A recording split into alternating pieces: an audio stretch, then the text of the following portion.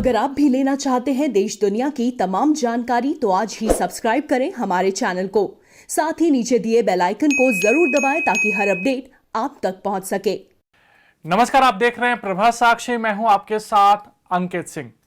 आज मानसून सत्र का पहला दिन हंगामेदार रहा। विपक्ष लोकसभा और राज्यसभा दोनों ही जगहों पर महंगाई, कोरोना कुप्रबंधन, इसके अलावा फोन टैपिंग और किसानों के मुद्दे पर केंद्र सरकार को जमकर घेरा।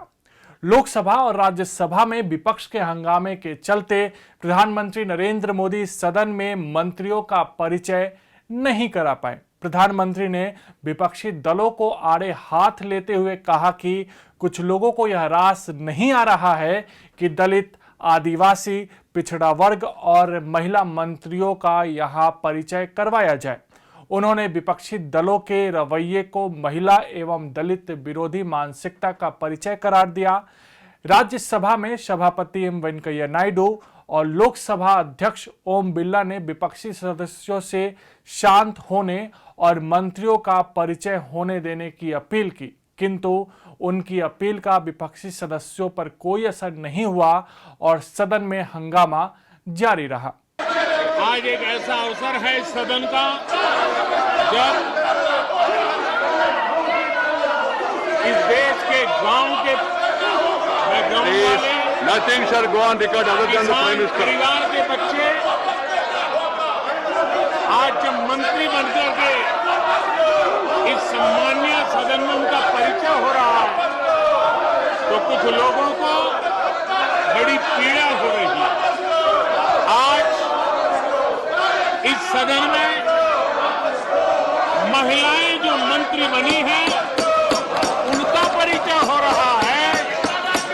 वो कौन सी महिला विरोधी मानसिकता है कि जिसके कारण इस सदन में उनका नाम भी सुनने को तैयार नहीं है, उनका परिचय भी कराने को तैयार नहीं है। माननीय अध्यक्ष जी,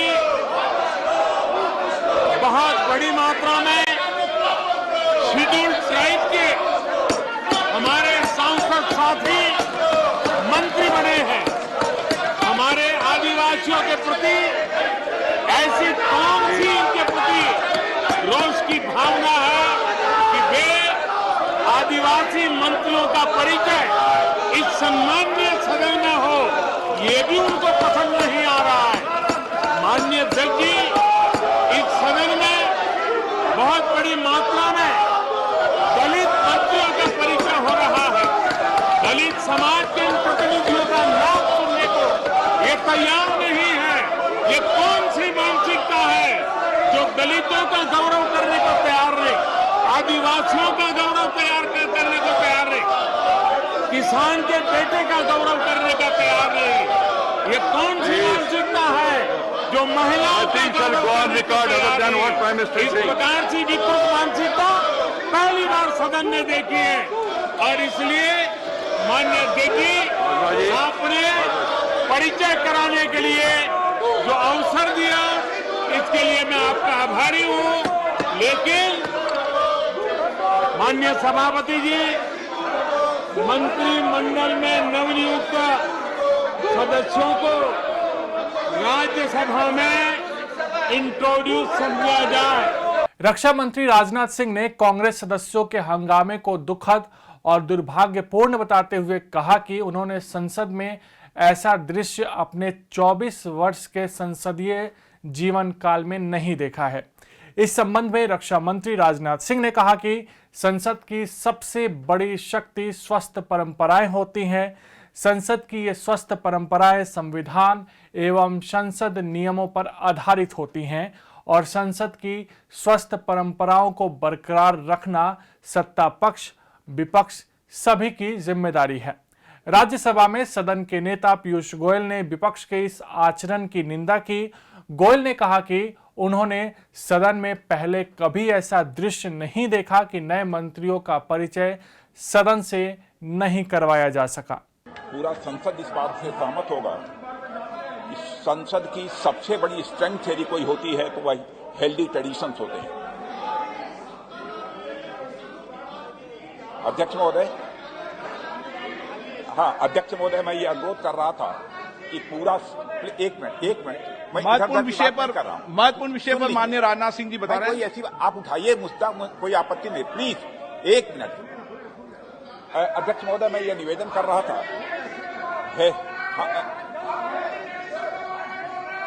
हेल्दी ट्रेडिशन जो है संसद की सबसे बड़ी स्ट्रेंथ होती है और इसे बनाकर रखना अध्यक्ष महोदय, यह पक्ष और विपक्ष सबकी जिम्मेदारी होती है। और यह हेल्दी ट्रेडिशन संसद के जो बनते हैं वह संविधान के प्राविधानों से बनते हैं, वह रूल्स और प्रोसीजर से ही यह सब सारे हेल्दी ट्रेडिशंस बनते हैं।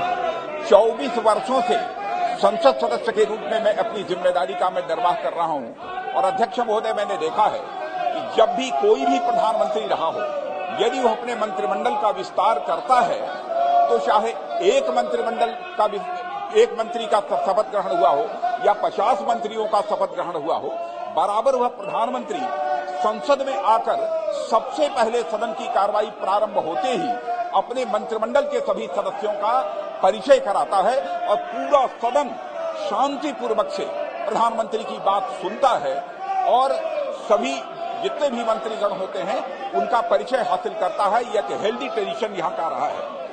लेकिन मैंने पहली बार अपने 24 वर्षों के संसदीय जीवन में यह देखा है कि इस परंपरा को इस बार संसद में तोड़ा गया है। अध्यक्ष महोदय, मैं कहना चाहता हूं कि जो कुछ भी कांग्रेस ने किया है वह दुखद है, वह दुर्भाग्यपूर्ण है और साथ ही साथ यह अनहेल्दी अप्रोच है। यह कहते हुए मैं अपनी बात समाप्त करता हूं। आज सदन के पहले दिन जिस प्रकार से विपक्ष के माननीय सदस्यों ने व्यवहार किया उसको हम कंडेम करते हैं। बहुत ही दुर्भाग्यपूर्ण स्थिति आज दोनों सदनों में देखने को मिली। राज्यसभा में तो माननीय सभापति तक को अपना वक्तव्य बोलने के लिए व्यवधान किया गया और एक परंपरा जो वर्षों से आ रही है, शायद पहला सेशन जब पार्लियामेंट का शुरू हुआ उस समय की परंपरा आज पहली बार सदन में तोड़ी गई। एक बड़ी अच्छी लोकतांत्रिक परंपरा है कि जब भी नया मंत्रिमंडल बनता है या मंत्रिमंडल में कोई बदलाव होता है तब माननीय प्रधानमंत्री जी सभी सांसदों को अपने नए मंत्रियों के साथ परिचय कराते हैं। ये वर्षों तक की परंपरा आज शायद इसलिए विपक्ष के नेताओं ने और विपक्ष के सदस्यों ने उसमें व्यवधान किया क्योंकि उनसे ये देखा नहीं गया कि पहली बार इतनी बड़ी संख्या में देश के वंचित और पीड़ित समाज के लोगों को माननीय प्रधानमंत्री जी ने अपने कैबिनेट में शामिल किया। पहली बार इतनी बड़ी संख्या में हमने महिलाओं को केंद्रीय मंत्रिमंडल में देखा। पहली बार हमारे आदिवासी भाई बहनों को देश के अलग अलग कोनों से आज मंत्रिमंडल में शामिल होने पे उनका परिचय होना था। हमारे पूर्वोत्तर नॉर्थ ईस्टर्न स्टेट्स के पहली बार इतनी बड़ी संख्या में मंत्री केंद्र स्तर पर केंद्रीय मंत्रिमंडल में नियुक्त किए गए। ये बहुत ही दुर्भाग्यपूर्ण स्थिति है कि OBC, Dalit, scheduled caste, scheduled tribe, north eastern states के प्रतिनिधि, विमेन, इन सब का परिचय आज दोनों सदनों में रोका गया, करने नहीं दिया गया, व्यवधान पैदा किया गया और एक वर्षों से आई हुई लोकतांत्रिक परंपरा जिसका कई बार हाउस में भी जिक्र हुआ है, कई बार हाउस में भी इसकी चर्चा हुई है। अगर कोई मंत्री ने कुछ बात रखी, कुछ पेपर रखा और उनका इंट्रोडक्शन नहीं हुआ तो उसमें ऑब्जेक्शन ली गई थी और ये सुनिश्चित किया गया कि पहले इंट्रोडक्शन हो फिर वो कार्रवाई में हिस्सा लें। उस उच्च परंपरा को सदन में विपक्षी दलों ने रोक के एक लोकतंत्र का अपमान किया है, भारत की जनता का अपमान किया है और हम कड़ी निंदा करते हैं इस प्रकार के विपक्ष के। इससे पहले प्रधानमंत्री नरेंद्र मोदी ने कहा कि संसद का मानसून सत्र सार्थक चर्चा के लिए समर्पित हो, क्योंकि जनता कई मुद्दों पर जवाब चाहती है और इसके लिए सरकार पूरी तरह से तैयार है। संसद के मानसून सत्र के पहले दिन पत्रकारों से चर्चा में प्रधानमंत्री ने विपक्षी दलों से तीखे सवाल पूछने को कहा, लेकिन साथ ही आग्रह किया कि शांत वातावरण में वह सरकार को जवाब देने का मौका भी दे। उन्होंने टीका लगाने वालों को बाहुबली करार दिया और कहा कि अब तक 40 करोड़ लोगों को कोरोना का टीका लग चुका है और आगे भी यह सिलसिला तेज गति से जारी रहेगा। सुनिए प्रधानमंत्री ने क्या कहा। आप सबका वैक्सीन का कम से कम एक डोज लग गया होगा, लेकिन उसके बावजूद भी मेरी आप सब मित्रों से प्रार्थना भी है, सदन में भी सभी साथियों से प्रार्थना है कि हम सब कोरोना प्रोटोकॉल का पालन करने में सहयोग दें। अब ये वैक्सीन जो है बाहू पर लगती है और जब वैक्सीन बाहू पर लगती है तो आप बाहुबली बन जाते हैं और कोरोना के खिलाफ लड़ने के लिए बाहुबली बनने का एक ही उपाय है कि आपके बाहू पर वैक्सीन लगवा दीजिए। अब तक 40 करोड़ से ज्यादा लोग कोरोना के खिलाफ लड़ाई में बाहुबली बन चुके हैं। आगे भी बहुत तेज गति से इस काम को आगे बढ़ाया जा रहा है। ये पैंडेमिक ऐसी महामारी है जो पूरे विश्व को अपनी चपेट में लिया हुआ है, पूरी मानव जात को अपनी चपेट में लिया हुआ है और इसलिए हम चाहते हैं कि संसद में भी इस पैंडेमिक के संबंध में सार्थक चर्चा हो। सबसे प्राथमिकता देते हुए इसकी चर्चा हो और सारे व्यवहारू सुझाव सभी माननीय सांसदों से मिले ताकि पैंडेमिक के खिलाफ लड़ाई में बहुत नयापन भी आ सकता है, कुछ कमियां रह गई हो तो उसको भी ठीक किया जा सकता है और इस लड़ाई में सब साथ मिलकर के आगे बढ़ सकते हैं। मैंने सभी फ्लोर लीडर से भी आग्रह किया है कि अगर कल शाम को वे समय निकाले तो पैंडेमिक के संबंध में सारी विस्तृत जानकारी उनको भी मैं देना चाहता हूं। तो हम सदन में भी चर्चा चाहते हैं और सदन के बाहर भी सभी फ्लोर लीडर से, क्योंकि लगातार मैं मुख्यमंत्रियों से मिल रहा हूं, अलग अलग फोरम में सब प्रकार की चर्चा हो रही है, तो फ्लोर लीडर से भी मैं चाहता हूं कि सदन चल रहा है तो एक सुविधाजनक होगा तो रूबरू मिलकर के उसकी बात होगी। साथियों, ये सदन परिणामकारी हो, सार्थक चर्चा के लिए समर्पित हो, देश की जनता जो जवाब चाहती है वो जवाब सरकार को देने की पूरी तैयारी है। मैं सभी माननीय सांसदों से, सभी राजनीतिक दलों से आग्रह करूंगा कि वो तीखे से तीखे सवाल पूछें, धारदार सवाल पूछें, लेकिन शांत वातावरण में सरकार को जवाब का मौका भी दें ताकि जनता जनार्दन के पास सत्य पहुंचाने से लोकतंत्र को भी ताकत मिलती है, जनता का भी विश्वास बढ़ता है और देश की गति भी तेज होती है प्रगति की। साथियों, ये सत्र अंदर की व्यवस्था पहले की तरह नहीं है, सब साथ बैठ करके काम करने वाले, क्योंकि करीब करीब सबका वैक्सीनेशन हो चुका है। मैं फिर एक बार आप सभी साथियों का बहुत बहुत धन्यवाद करता हूं और आपसे भी आग्रह करता हूं, आप खुद को संभालिए। राज्यसभा में सभापति एम वेंकैया नायडू ने वाणिज्य एवं उद्योग मंत्री पीयूष गोयल को उच्च सदन का नेता नियुक्त किए जाने की घोषणा की। वहीं सदन के उपनेता मुख्तार अब्बास नकवी होंगे।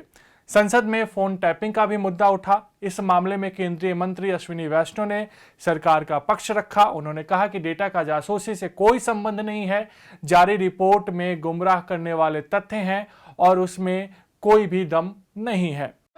Honorable Speaker, sir, I rise to make a statement on reported use of spyware Pegasus to compromise phone data of some persons. A highly sensational story was published by a web portal yesterday night. Many over-the-top allegations have been made around this story. Honorable Speaker, sir, the press reports have appeared a day before the monsoon session of the Parliament. This cannot be a coincidence, Honorable Speaker, sir. In the past, similar claims were made regarding the use of Pegasus on WhatsApp. Those reports had no factual basis and were categorically denied by all parties, including in the Supreme Court.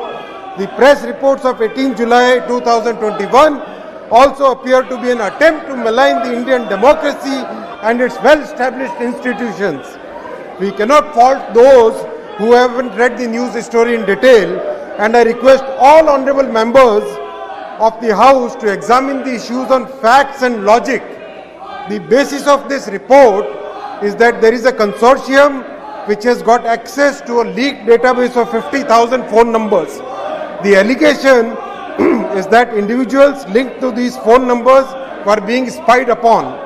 However, the report says that the presence of a phone number in the data does not reveal whether a device was infected with Pegasus or subject to an attempted hack.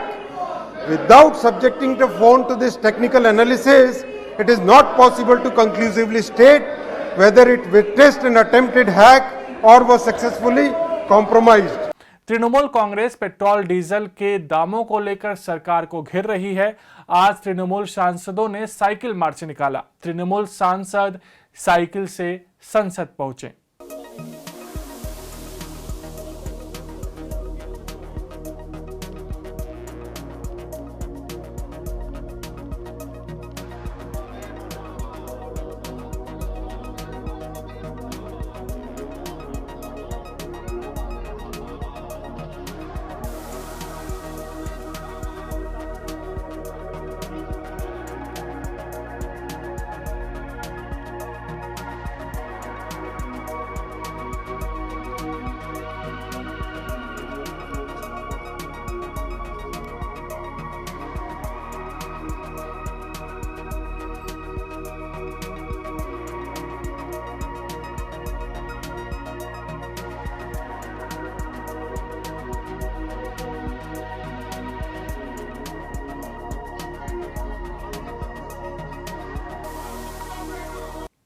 इससे पहले संसद के दोनों सदनों में दिवंगत सदस्यों और पूर्व सदस्यों को श्रद्धांजलि दी गई और नए सदस्यों ने सदन की सदस्यता हासिल की।